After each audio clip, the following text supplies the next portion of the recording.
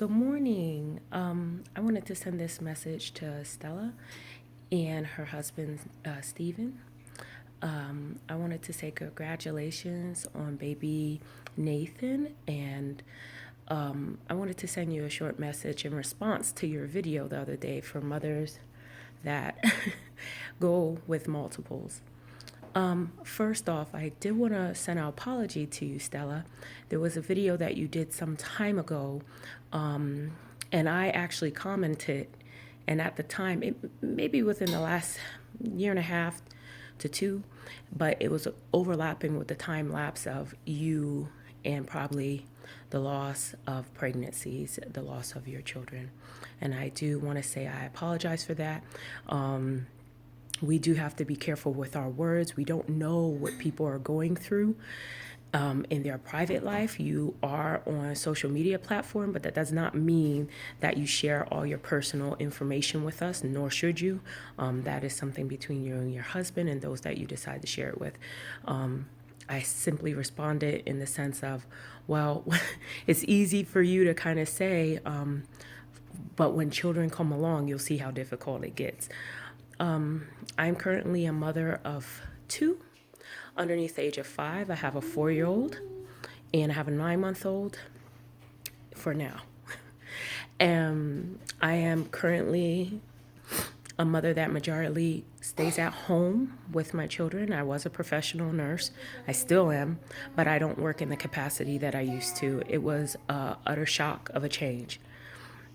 And what I can say to you is going from 1 to 2 was my biggest take.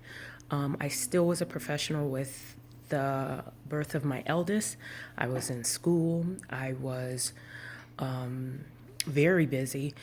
And my husband was more than happy to really step up to the plate and let things happen as our family progressed.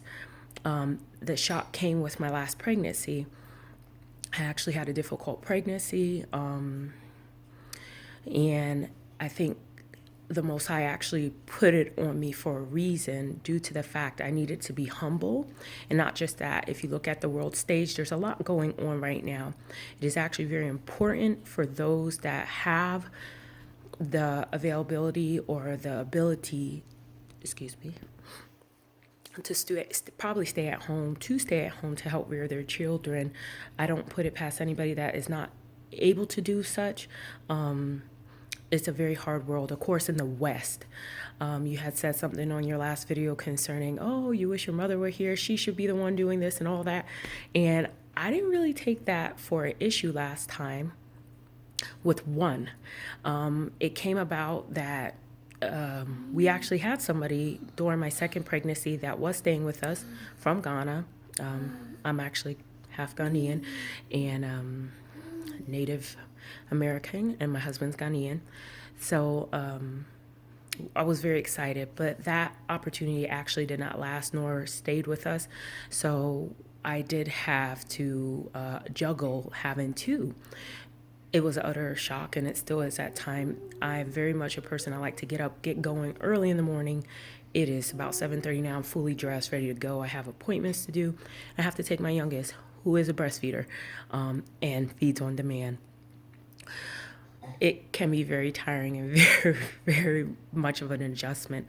I think we do take for granted in the West us being able to easily move around. But that being said, we also have it a little bit harder at times because when you look at the culture that you're coming from West Africa, you very much have family around you in most cases to help out if you have a good family. I'm not going to say good, but if you have a family that is very proactive in your life to help out with the rearing of your children. So it's not unusual for people to see families of 3 or 4 perhaps, because you do usually have your mother or mother-in-law there to help you. I'm in the West. I'm in the Northeast, actually. I'm in Pennsylvania. My mother still works. My mother-in-law is back home in Ghana with my sister-in-law, helping her raise her 3. And I can cry sometimes because I need the help. And I'm just like, oh, it must be nice, because it's very hard. My husband works the majority of the time. We also run a family business. That's my oldest. She's eating breakfast. And it can be very hard. I would suggest to you, don't stress yourself. Try to find what works for you and your family. It is great that you found a group. Yes. Ah, can you finish your breakfast, please? Okay. I'm sorry. It's very important that you find a routine that works for you and your family. You are, if I'm not mistaken, you said you are postpartum now, about 10 or 11 weeks. Another thing that I would just throw in there is don't get so stressed out about your breast milk. This is the point in time where your breast milk actually starts regulating itself. So if you dip in calories or you start holding off on pumping or anything, you can actually signal your body that you may need less. So when you actually want to store and put milk away so you are free to move around more easily since you are shy about breastfeeding in public, you might actually struggle with a supply. It sounds like you don't have the problem right now, but if you wanted to start looking into losing weight, I would suggest maybe contacting a breastfeeding nutritionist. They make sure, or even a regular nutritionist will work. They make sure that you're having enough caloric intake so you don't deplete your breast milk supply down the road while you're losing weight. And that way it doesn't affect you or your son. Another thing is finding the time and balance with your husband. It's great to hear that your in-laws or your mom and dad here, your husband's family, is very proactive and helps out with your son already. That's a great thing. Make use of it. Use need time together. He sounds like your husband's busy as well as a professional, and you are busy as a mother and a housewife, and the person you are also trying to set yourself up for success within your family. Don't try to succumb to what is expected and what is proper here. That always changes. Remember, you come from a different culture. Your culture dictates a lot to you. It doesn't mean that you have to adhere to it. You need to do what works well for you. What I would say about breastfeeding is it is all consuming. I fed my eldest for 26 months, and boy, oh boy, while I worked, I had one oversupply, and that got depleted with a bout of thrush. I was literally stressed, and I worked 12, 14-hour shifts at the hospital. So rushing home to give her milk, and she was not supplemented at all. And it was a very big stressor for me. And I pumped, and my daughter had an extremely strong latch. The pump did not work well for me, even with the proper flange and everything. I also have my lactation certification. So I made use of that and the knowledge that I had, and also friends helped me along with a lot of stuff. The last thing I would say to you is take your time, enjoy it. You waited so long, and you're giving all praises to the Most High and His Son. And I'm very happy to see that. People cannot take for granted a healthy, normal pregnancy.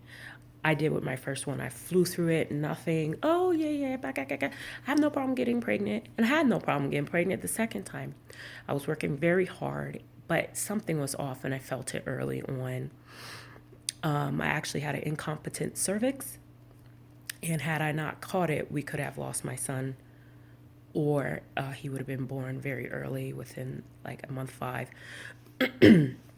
So any preceding pregnancies from now, be very cautious to how I'm living. I do a lot of natural remedies as well. My husband, being Ghanaian and being of the mindset that he is not one to utilize a lot of medications. And We're the mindset very much of our spiritual well-being. So we take everything into prayer to the Most High, and we make use of the knowledge that we have. It's not like you should pray and sit on your butt and not do anything. You need to be proactive in your own health. And that's also knowing what works for you and what does not, and what is appropriate for you to be doing and what is not. And talk to this with your provider. I was pleasantly surprised to see after all the trouble you had, you ended up going with a midwife. That was my first experience. I loved it. And I actually wanted to do a home birth, but I did not because I am at the higher weight set. So it was safer for me to give birth in the hospital. But I had the midwives and I was extremely pleased and happy. And I got the attention and care that I needed, and very minimal to any intervention. I had no medication either for either of my pregnancies. And that worked out well. So, Stella, I wanted to again to say congratulations to you and your husband on baby Nathan and your family. The Most High bless you, and have a good day and take good care. Oh, my eldest. Say hello, Coral. Hello. Okay. Please take good care, and the best to all of you. And we will keep you in our prayers. So long.